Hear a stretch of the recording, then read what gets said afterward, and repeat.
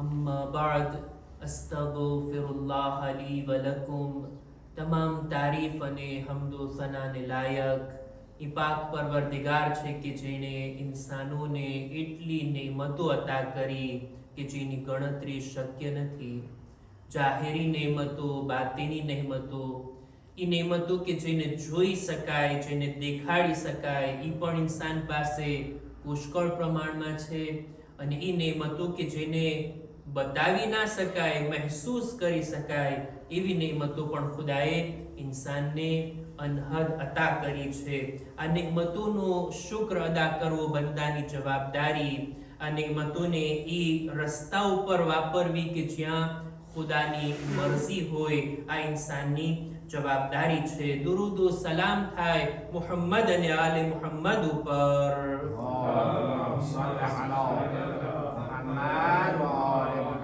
કે જેઓનો એહસાન છે પૂરી ઉમ્મત ઉપર કે ખુદાનો પૈગામ, ખુદા તરફથી હિદાયત, ખુદા તરફથી સિરાત મુસ્તકીમની ઓળખાણ કરાવવા માટે તેઓ અર્શ પરથી ફર્શ પર આવ્યા અને આ મિશનની અંદર અનેક તકલીફોને સહન કર્યા બાદ તેઓ શહાદતના દરજા પર ફાઇઝ થયા. એમની સીરત અને એમના નુરાની કલામથી લાભ ઉઠાવવો હવે એ આપણી જવાબદારી છે. ખુતબાની શરૂઆતમાં પોતાની જાતને અને ત્યારબાદ આપ તમામ મુમિનીનને તકવા, પરહેઝગારી, ગુનાહોથી બચવા, નેક અને દીનદાર બનવાની ભલામણ કરું છું. નહજુલ બલાગા આપણા ખુતબે જુમાનો વિષય અને એનો 163માં નંબરનો ખુતબો આપણે શરૂ કર્યા હતા. આ ખુતબાનો આજે છેલ્લો પેરેગ્રાફ પડીને આ ખુતબાને આપણે પૂરો કરશું. તૌહીદ ઇલાહી, ખુદાની મારિફતના બારામાં મૌલા અલીનો આ ખુતબો કે ખુદાની ઓળખાણ તરફ બંદાઓ એક કદમ આગળ વધે, બહેતર પોતાના ખાલિકને ઓળખી શકે, એ માટે એવા અનોખા રસ્તાથી ઇમામ ખુદા તરફ અલ્લાહના બંદાઓને દોરીને લઈ જાય છે.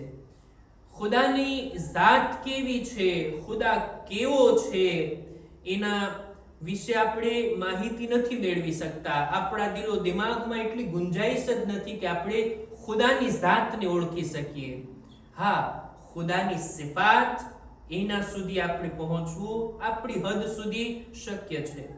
ખુદાની સિફાત, ખુદાના ગુણો, ખુદાની કાલિતે, એને ઓળખવાની કોશિશ કરીએ, શાયદ ખુદાની મારિફત આપણા દિલોમાં વધારે થાય. ખુદાનો ઇલ્મ, એની કુદરત, એનો રાઝિક હોવો, ખાલિક હોવો, આ બધા અલ્લાહના નામો છે, એની સિફાત, એના ઉપર જો વિચાર કરવામાં આવે તો ખુદાની મારિફત એક હદ સુધી આપણા માટે શક્ય બને છે. જ્યારે અમુક લોકો હતા કે જેઓ અલ્લાહની સિફાતને સમજવા માટે કોઈ બીજો રસ્તો અપનાવતા કે જે ગલત હતો. એ રસ્તો આ હતો કે ખુદાને ઇન્સાનની સાથે સરખામણી કરવામાં આવે. ખુદા પણ આપણી જેવો જ છે, ફરક એ છે કે આપણે બહુ નાના છીએ, ખુદા બહુ મોટો છે. એના પણ હાથ પગ છે ને એનું પણ માથું છે ને એ ખુરશી ઉપર બેઠો છે ને અર્શ પરથી નીચે ઉતરે છે ને આવા બધા અકીદાઓ, આ કોઈ હસવાની વાત કે જોક નથી. કિતાબોમાં આવા અકીદાઓ લખ્યા છે. અમુક ગ્રુપના, અમુક ગિરોહના આવા માનવા વાળા પણ દુનિયામાં હતા અને શાયદ હજી પણ છે. બહેરહાલ મૌલા અલીથી આપણે શીખીએ ને કે ખુદાની સિફાત શું છે.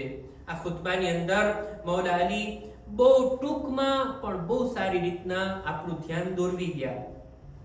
વાત અહીંયા સુધી પહોંચી હતી કે મૌલા કહે છે કે એ ઇન્સાન, પેલા તું તારી ખિલકતના બારામાં તું વિચાર કર. તારા ખાલિકને, તારા પેદા કરવા વાળાને ઓળખવા પહેલા તું આ દુનિયામાં કેવી રીતના આવ્યો છો, જરાક એના ઉપર તું વિચાર કર. કે માટીથી તારું મૂળ છે, નુતફાની સુરતમાં તું આવ્યો, આ નુતફાને ખુદા રહેમ સુધી પહોંચાડે છે અને ત્યાં તારો વિકાસ થાય છે. ઈ અલગ અલગ પડદાઓની અંદર, ઈ અંધકારમાં તારો વિકાસ થાય છે, તું એમાં મોટો થાય છે. તારા બદનના બધા અંગો બને છે, હાથ, પગ, પૂરી બોડી અને બધું બરાબર રીતના બને છે. ઈ જગ્યા ઉપર ખુદા તને રાખ્યું કે જગ્યા મહેફૂઝ હતી અને તને કંઈ પણ જાણ ના હતી. તું ના તો તારી જરૂરતોને માંગી શકતો હતો, ના તો કોઈ તને સમજાવી શકતું હતું. એવી જગ્યા ઉપર પણ ખુદાએ તારા સુધી બધી ચીજો પહોંચાડી અને તારો વિકાસ થયો. રહેમમાંથી હવે તું દુનિયામાં કદમ રાખે છે. દુનિયામાં જ્યારે ખુદા તને લાવે છે, તારા આવવા પહેલા જ તારા રિસ્કનો બંદોબસ્ત ખુદાએ કરી દીધો છે. અને જ્યારે દુનિયામાં એ જગ્યામાં કે જેને હરગીઝ તે નહોતી જોઈ એવી જગ્યામાં તું આવે છે, ત્યાં પણ તારો રિસ્કનો બંદોબસ્ત તૈયાર છે. અને એવી રીતના તું દુનિયાથી આવ્યો છે કે તને કોઈ ચીજ નહોતી આવડતી, કઈ જાણકારી ના હતી, બિલકુલ ઇલ્મ ના હતું, પણ ખુદાએ આટલું તો કર્યું છે ને કે દુનિયામાં આવ્યા બાદ તને એટલી ખબર હતી કે તારો ખોરાક ક્યાં છે, કેવી રીતના એ ખોરાકને મેળવાય. આ બધું ખુદાએ ફિતરતમાં રાખ્યું અને ઇન્સાનને શીખાડ્યું. આ બધી વાતો તરફ ઇમામ ઇશારો કરી અને ત્યારબાદ કહે છે કે આ દરેક બાબતોની અંદર અલ્લાહની કઈ ને કઈ નિશાની છે. એ ઝાત છે કે જેણે તને મહેફૂઝ જગ્યામાં મોટો કર્યો, તારા બદનના અંગોને બનાવ્યા, તને દુનિયામાં લાવ્યો, તારી હિફાજત કરી, તને બચાવ્યો, અને તું આટલો મોટો થયો છે અને તું અત્યારે પોતાને કંઈક સમજી રહ્યો છે. આ પોતાની ખિલકત ઉપર તું વિચાર કર. જ્યારે મૌલા આ બધું બયાન કરી લીધા ત્યારબાદ ફરમાવે છે કે એ ઇન્સાન, તું જો જિંદગી ભર ખુદ તારા ઉપર જ રિસર્ચ કરને, તારા બદનના એક એક અંગો ઉપર ધ્યાનથી ઊંડાણપૂર્વક અભ્યાસ કરને, સ્ટડી કરને, તોય બરાબર રીતે તું ખુદ પોતાને નહીં ઓળખી શકીશ. આ બદન કે જે આપણને મળ્યું છે, શું આપણે બધી ચીજોના બારામાં જાણીએ છીએ કે આ બદનમાં શું શું છે, કેટલી રગો છે, કેટલું ખૂન છે, ખૂનમાં પણ શું છે, આ બધું શું આપણને ખબર છે? આપણે કહીશું આપણો તો આ વિષય નથી, આપણો સબ્જેક્ટ નથી. આ સાયન્ટિસ્ટ લોકો, મેડિકલ સાયન્સમાં આ બધી રિસર્ચ ચાલતી હોય, શું એ લોકો પણ હજી દાવો કરી શકે છે કે ઇન્સાન જેવો છે, ઇન્સાનના અંદર જેવું છે બધું અમે જાણીએ છીએ? ના, હરગીઝ નહીં. ઇન્સાનના આ દિલમાં, આ દિમાગમાં, આ આંખમાં, આ બદનના એક એક હિસ્સાની અંદર કેવી કેવી હિકમતો રાખી છે ખુદાએ, કેવી રીતના ઇન્સાનની બનાવટ થઈ છે કે જેના ઉપર જેટલો વિચાર કરીએ ને એટલો ઓછો છે. આ ઇન્સાન, હું એમ નથી કહેતો કે અત્યાર સુધી જેટલી રિસર્ચ થાવી હતી બધી થઈ ગઈ. ના, હજી જેમ જેમ ઇન્સાન આ પોતાના બદનની ઓળખાણ મેળવવાની કોશિશ કરી રહ્યો છે મેડિકલ સાયન્સમાં, આટલી તરક્કી હોવા છતાંય એમ આ બધા સાયન્ટિસ્ટ લોકો હજી વિચારમાં છે કે હજી કેટલું બધું છે જે ઇન્સાનના બારામાં શોધવાનું છે. ફ્રાન્સના જે એક મોટા લેખકે એક બુક લખી હતી ને, જેનું નામ હતું આલેક્સી કાર્યેલ, પોતે એક કિતાબ લખે છે, લ્યુમા સેતે કોન્યુ. ઇન્સાન એક એવી મખલૂક છે ને કે જેને હજી બરાબર ઓળખી નથી શકાણી. આ એક એવી હસ્તી છે કે જેને બરાબર જેવો ઓળખવો જોઈએ એવો નથી ઓળખી શકાણો. અને ખરી વાત છે, ઇન્સાનની અંદર ખુદાએ એટલું રાખ્યું છે, ઇન્સાન જો પોતાને બરાબર રીતે નથી ઓળખી શકતો, આ મોકા ઉપર વાતને અહીંયા સુધી લાવ્યા બાદ હું ચાહું છું કે આજે જે જુમલાઓ મારે પડવા છે એનો હું હવે તર્જુમો કરું. મૌલા કહે છે કે એ ઇન્સાન, હૈહાત ઇન્નમન યઅજિઝુ અન સિફાત ધિલ હૈઅત વલ અદવાત ફહુવા અન સિફાત ખાલિકિહી અજઝ.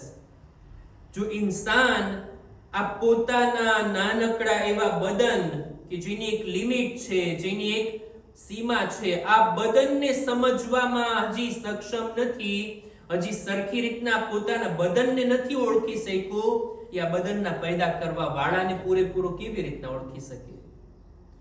આપણે એમ વિચારીએ કે હું ખુદાને જેવો છે એવો જ સમજી લઉં અને ઓળખી જાવ. ના, હજી ઇન્સાન પોતાને તો ઓળખે, પછી જોઈએ કે આ બદનને પેદા કરવા વાળો કેવો હશે, એનો ખાલિક કેટલો અઝીમ હશે. વમિન તનાવુલિહી બિહુદૂદિલ મખલૂકીન અબઅદ.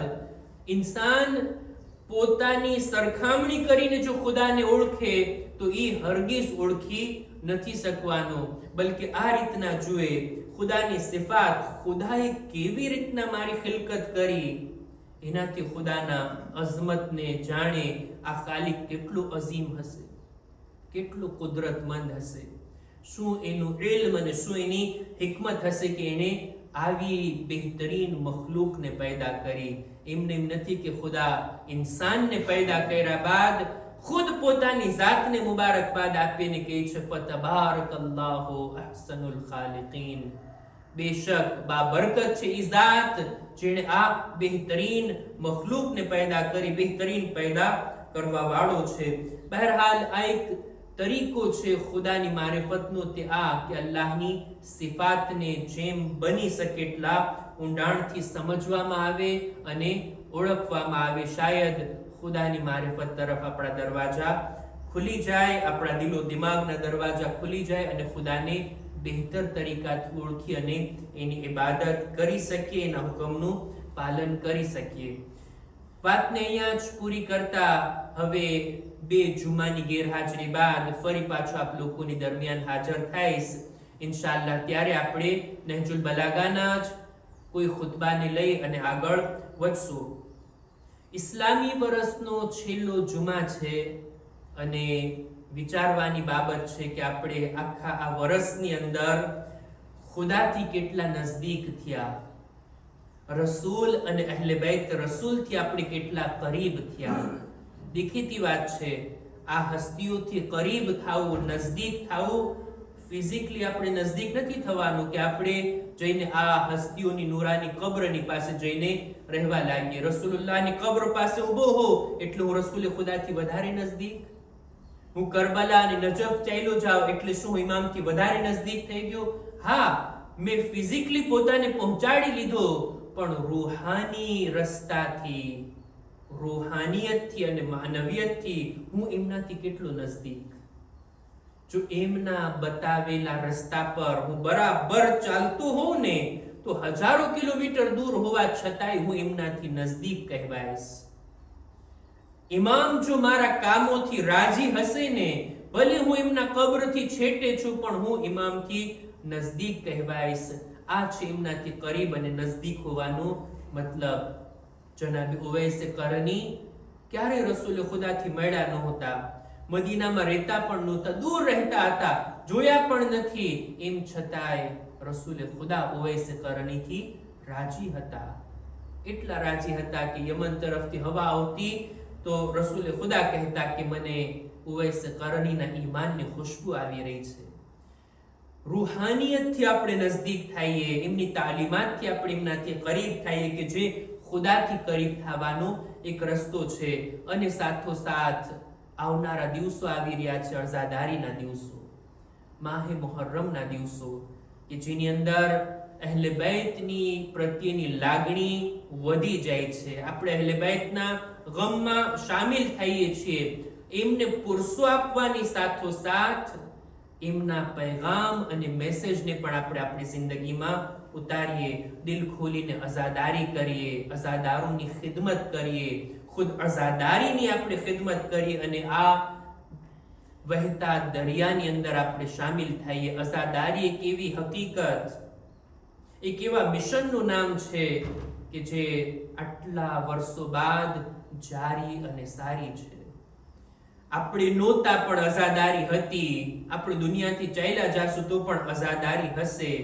મારી જવાબદારી છે કે હું આ અઝાદારીના મિશનમાં શામિલ થાવ અને એવો બની શકું જેવો આકા હુસૈન પોતાના અઝાદારને જોવા માંગે છે. ખુદાની બારગાહમાં દુઆ ગુજારીએ, પરવરદિગારા વર્ષના છેલ્લા જુમામાં તારી બારગાહમાં અમુ માંગણી કરીએ છીએ, અમારા આ વર્ષના તમામ ગુનાહોને માફ ફરમા, અમારી નેકીઓ, અમાલ ઇબાદતોને તારી બારગાહમાં કબૂલ ફરમા.